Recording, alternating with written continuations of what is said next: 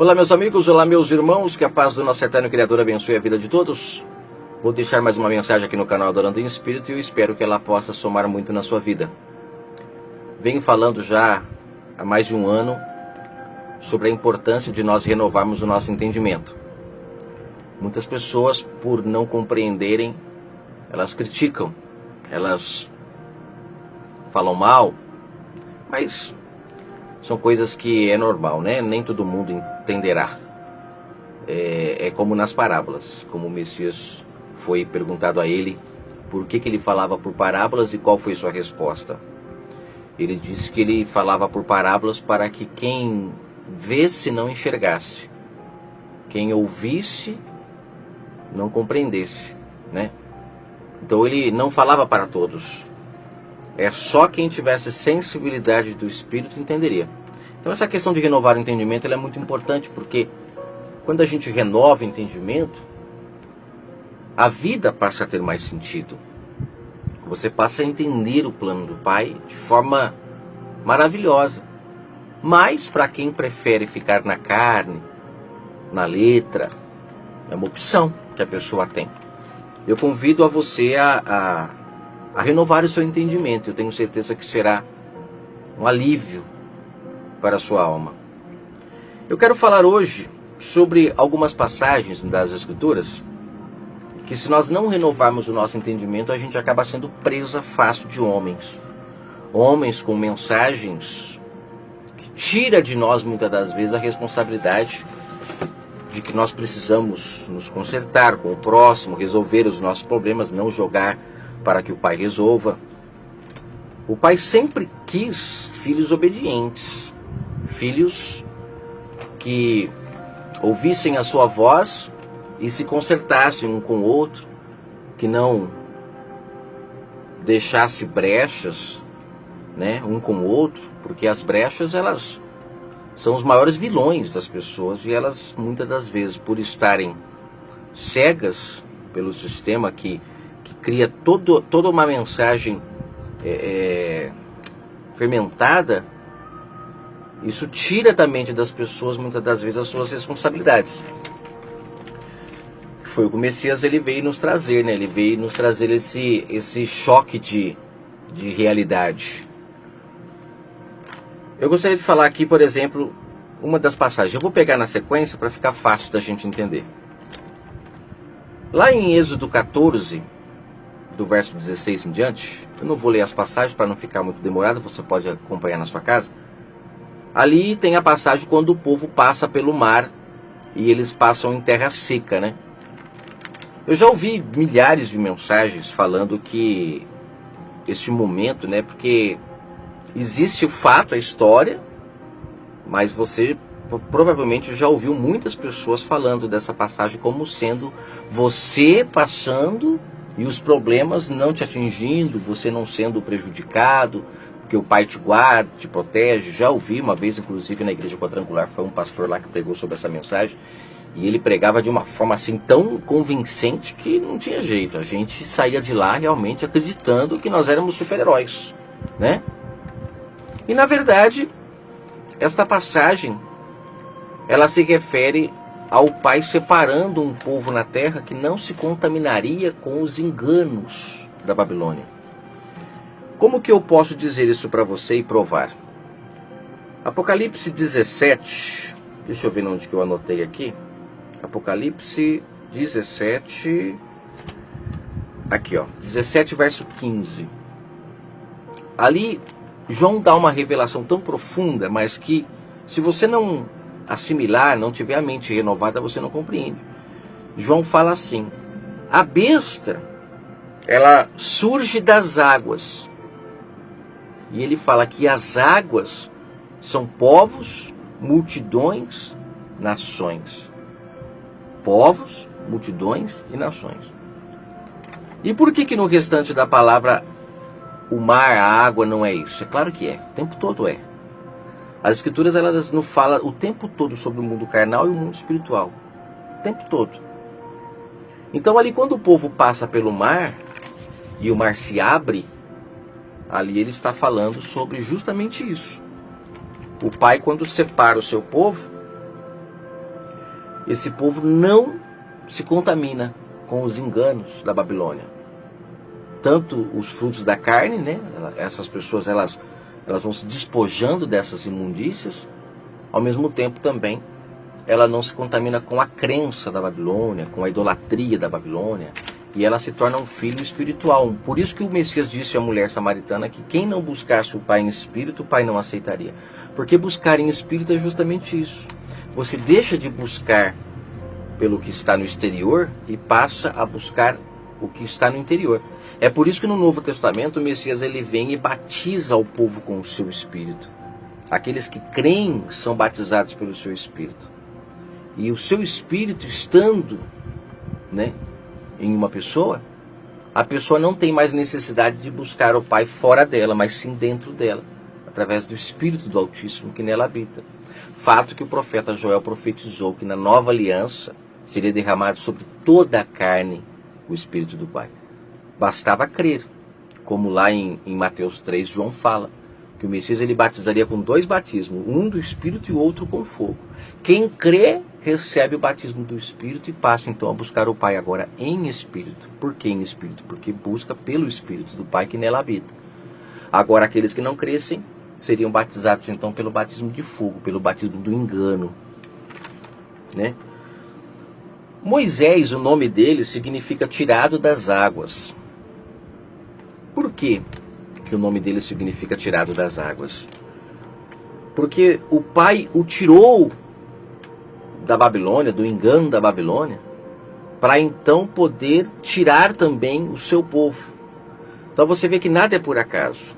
O nome dele ser tirado das águas. E o interessante é que lá em Êxodo 2, o nome dele inclusive teve esse significado porque ele foi tirado das águas realmente, nas águas do rio Nilo. E você veja que lá ele foi colocado dentro de uma cesta, né? Como se fosse uma arca, né? Eu já gravei um áudio sobre isso, falando que a arca ela é a proteção do Pai, onde nós, quando estamos dentro, não estamos dentro desse mar. Por mais que estamos dentro dele, mas estamos pairando, estamos, né, por cima dele, não dentro dele. Porque o Pai já nos tirou, já nos pescou, já nos chamou, e quem obedece a sua voz entra para dentro da arca. Por isso que lá entraram os animais, né? Já falei sobre isso. Nós, quando voltamos a ouvir a voz do Pai, de animais passamos a ser agora seres racionais, seres que compreendem os propósitos do Eterno. Então, essa questão de Moisés ter sido colocado em uma cestinha e depois ele ter sido tirado da água é toda uma sombra para a gente entender que aqueles que o Pai tem prazer, ele vê nele um filho obediente, então essas pessoas elas são salvas pelo Pai. Como eu já gravei um áudio sobre o que significa essa expressão, né? Cristo veio salvar o que se havia perdido. Salvar é justamente isso, é guardar para o Pai. É como você salvar um arquivo no seu computador, você salvou para você. Você dá um nome para aquele arquivo e a partir dali ele está salvo. Ele está diferente dos outros. E é isso que o Pai faz com aqueles que lhe obedecem. Ele salva, ele guarda para ele. E assim foi Moisés, o Pai salvou ele, tirando ele daquele mar de mortos, né? Inclusive lá em Apocalipse 21, diz que no final de tudo, o mar dará os seus mortos. Já provando que ali não é essas pessoas que morrem no mar, como eu já ouvi pregações falando isso. Ali ele está se referindo à humanidade. Toda a humanidade será colocada diante do Criador do Universo para ser julgada. Então o mar dará os seus mortos. Aqueles que tiveram a oportunidade de serem pescados, por isso que vem a expressão, vos farei pescadores de homens. Quem teve a oportunidade de ser pescado deste mar de mortos e nasceu do Espírito, esses não passarão pela segunda morte, como diz no livro de Apocalipse. Mas aqueles que permaneceram mortos, mesmo o Pai enviando os seus discípulos, mesmo o Pai chamando o tempo todo, batendo a porta do coração das pessoas para elas acordarem, e elas não acordaram. Então essas pessoas, elas nem, como que se diz assim, elas nem pensem que naquele dia serão absolvidas, porque não existe como. elas não deram crédito à pregação, elas não deram crédito à voz do Pai. Então elas foram batizadas pelo fogo e estão separadas do Pai eternamente. Inclusive eu ouvi um áudio que eu até coloquei no canal sobre um rapaz explicando sobre o mundo físico e o mundo espiritual, e eu achei fantástico. Ele disse assim: no mundo físico existe um espaço entre as coisas, né?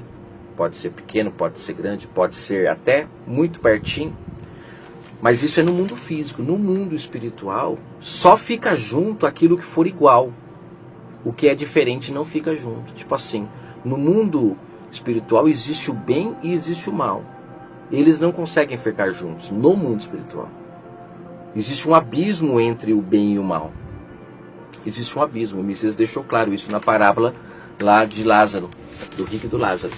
Existe um abismo entre o rico e o Lázaro, porque o rico representava a maldade e o Lázaro representava a bondade. Então, quando saímos desse corpo físico,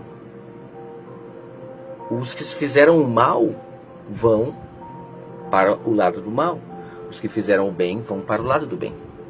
Mas no corpo físico, nós conseguimos estar um do lado do outro, inclusive até abraçados, mesmo que por dentro um seja o bem, outro seja o mal. Mas quando sair desse corpo, cada um vai para o seu lado, porque é impossível que os dois vivam juntos. Foi o que a história de Ismael e Isaac nos deixou claro, quando o pai diz para Abraão: deixe Ismael ir embora, porque eles não podem servir juntos, eles não podem estar juntos, porque um representa os filhos escravos e o outro representa os filhos bons. Você está entendendo isso? Filho escravo é aquele que só faz o bem porque alguém lhe ensinou. É aquele que não é gerado pelo Espírito, não é o Espírito que o convence dos seus pecados. Não, é alguém que lhe diz: você não pode fazer isso.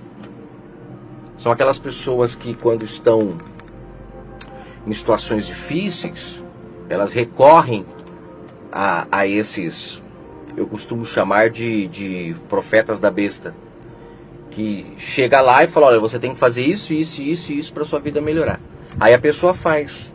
Só que se um dia esses homens não existirem mais, se um dia acabar os templos e não existir mais esses lugares para ela ir se consultar, essas pessoas então, elas não, por não ter o Espírito Santo, elas se destroem.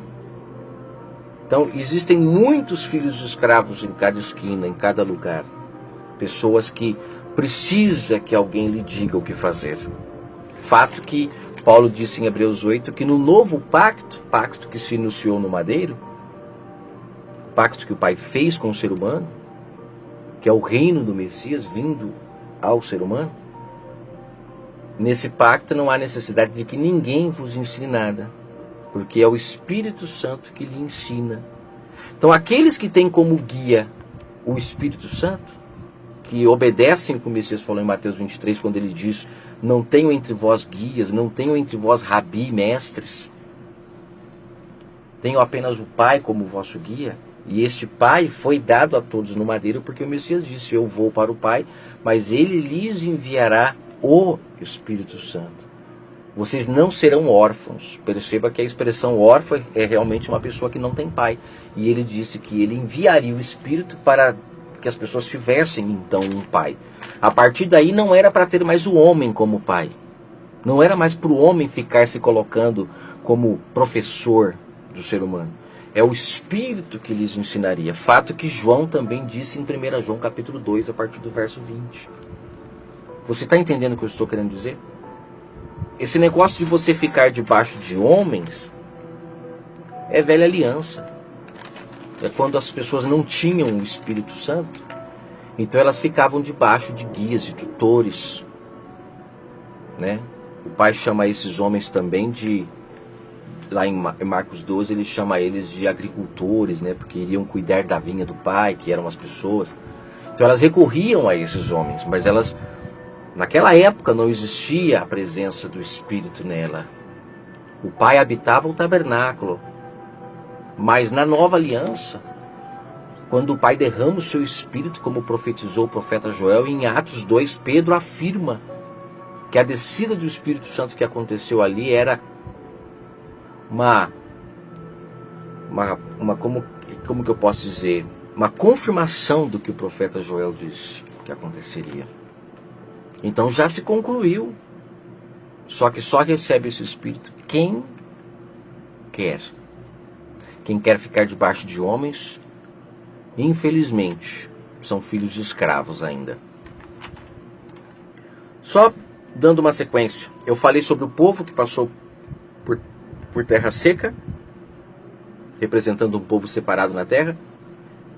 Eu falei sobre Moisés, que foi tirado das águas, e assim como ele, nós também somos, porque o Pai fazendo os seus discípulos de pescadores de homens, então esses homens eles salvam deste mar de engano aqueles que querem dar ouvido à sua voz.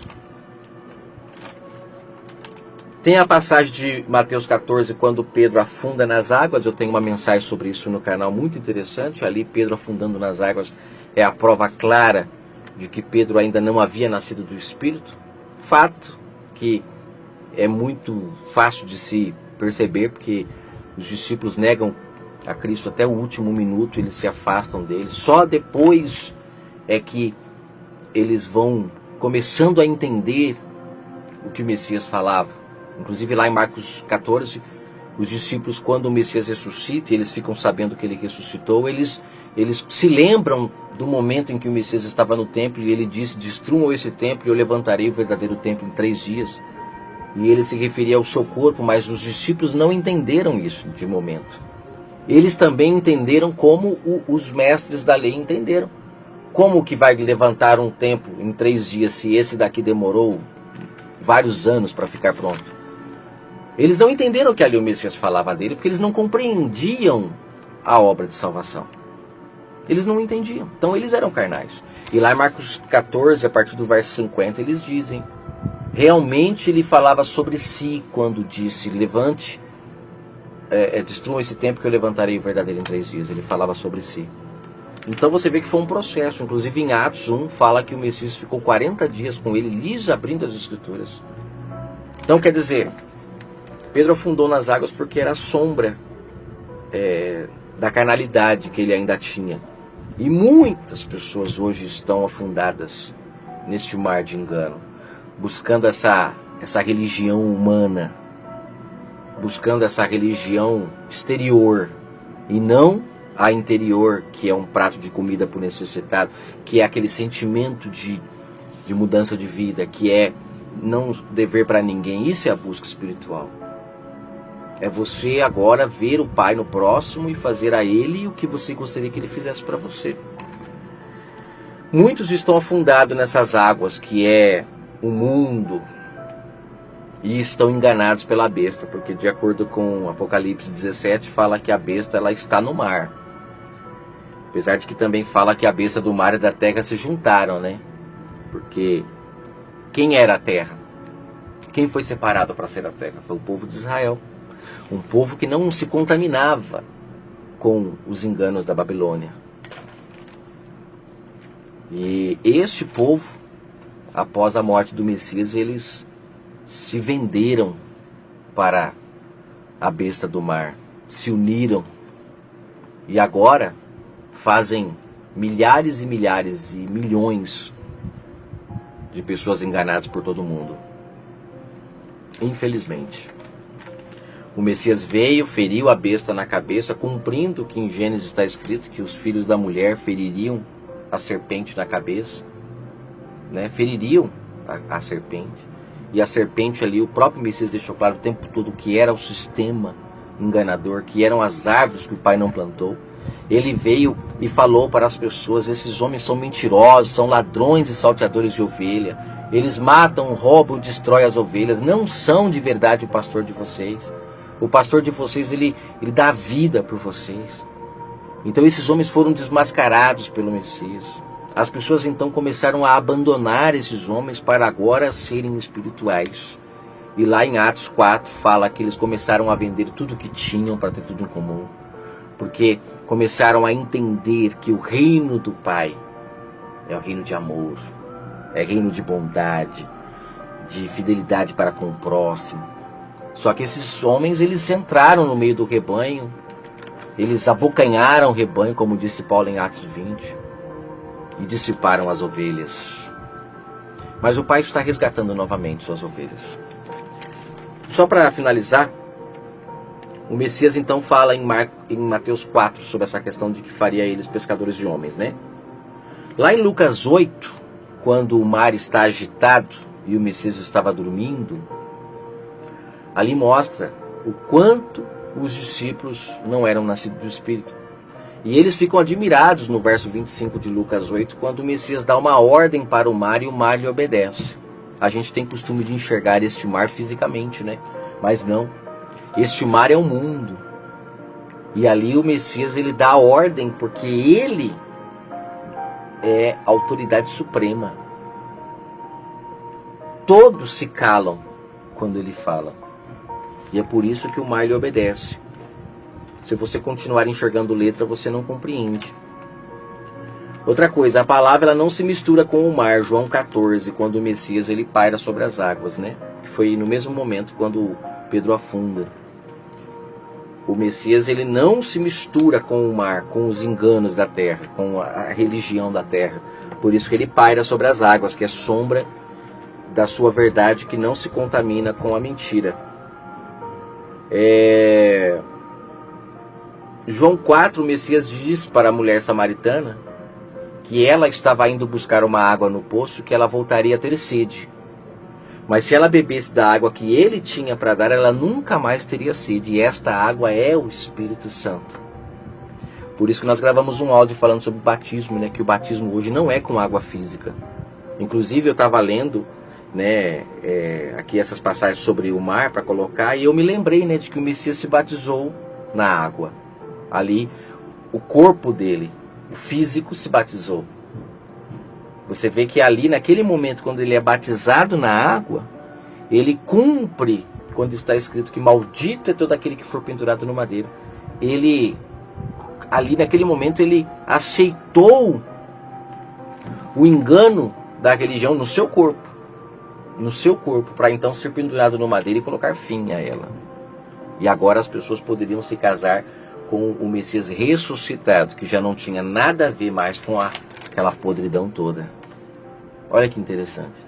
Ele anda sobre o mar lá, até chegar a Pedro, para mostrar que ele não se contamina com os enganos do mundo, mas ao mesmo tempo lá ele aceitou ser batizado por João, mostrando que ele ali estava em carne. Ele estava ali para cumprir tudo o que a Babilônia queria que cumprisse, para colocar fim. E as práticas da Babilônia a gente já vem falando, né, que era o sacrifício, aquela coisa toda que eles enxertaram dentro das coisas do Pai, para que o povo agora tirasse do seu entendimento a verdade, de que o Pai queria obediência, não queria sacrifício. Eles enxertaram no meio. E o pior, eles falam mal de pessoas que o Pai salvou, que o Pai libertou do engano da Babilônia para poder separar um povo que não fosse misturado com esse mar de mortos. Aí vem homens maus, se infiltram dentro, fermentam a lei, fermentam tudo. E depois no final hoje tem gente criticando homens que o Pai levantou, como por exemplo Moisés. Não entendendo que está escrito que homens maus entraram dentro do rebanho. Árvores que o Pai não plantou, entrou lá dentro e deu fruto podre para o povo comer. E o Messias, quando vem, ele vê as suas virgens, metade delas todas loucas por causa desses homens. Temos que tomar cuidado quando falamos alguma coisa sem saber, sem ter o Espírito do Pai direcionando, apenas conhecimento humano. Então no Apocalipse 21 diz que o mar irá desaparecer. Só para finalizar, quando João fala sobre novos céus e nova terra, ele fala que o mar não existirá mais. Será que ele está falando do mar físico? Ou ele está falando da Babilônia? Porque pouco antes ele fala sobre a Babilônia cair, a Babilônia se acabar na vida das pessoas, o engano ser colocado fim nele. porque todos receberão o Espírito do Pai, aqueles que crerem. E aí ele fala, no Apocalipse 21, o mar não existirá mais. Então, fique com essas palavras. Não fique acreditando nessas historinhas de que o mar são os seus problemas. Não, os seus problemas você precisa resolver. Se você os causou, você precisa resolver, porque se você ficar com dívida com o teu próximo, se você ficar com brechas com o teu próximo, isso será cobrado de você. O pai não tira a responsabilidade de ninguém. Só um pai muito desnaturado é que tira. E Oséias fala no capítulo 2 que os filhos da Babilônia são filhos desnaturados. São filhos que não são gerados pelo Criador, são gerados pelo engano, são gerados pelos falsos profetas. E elas acreditam que são filhas, porque dizem para ela que são. Mas o filho verdadeiro é aquele que recebe o Espírito Santo, que ouve a sua voz, que pratica a justiça, a misericórdia e a fé. Que o Pai abençoe a sua vida, que Ele fale ao seu coração através dessa mensagem, e que nós possamos a cada dia andarmos em terra seca. Porque, como disse Paulo em Romanos 2, os verdadeiros judeus são aqueles agora que são circuncidados no ouvido e no coração. Então significa que a terra seca hoje não é um povo que vem da linhagem carnal de Abraão. Tanto carnal fisicamente, quanto carnal no sentido de prática, as obras que foram ensinadas para aquele povo.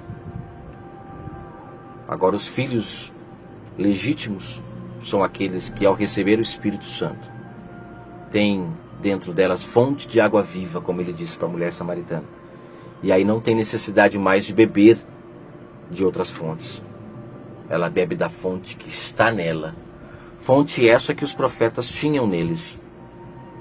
Por isso o nome profeta. Profeta tem esse significado, né? É alguém que bebe de uma fonte externa. E essa fonte vinha do Pai. Mas agora na graça essa fonte foi colocada dentro do ser humano, aquele que crer. Fluirão rios de água viva dentro dela e ela poderá então se saciar desta água. A presença do Eterno em si. E aí sim buscarão o Pai em espírito e em verdade, sem necessitar de homens, sem necessitar de liturgias, tradições. Não, ela saberá quando ela errar. Ela saberá quando ela precisa voltar e se consertar. Ela saberá o momento em que precisa ajudar. Ela saberá de todas as coisas, porque o Espírito que nela habita a capacita para saber. Que o Pai abençoe a sua vida e até o próximo vídeo.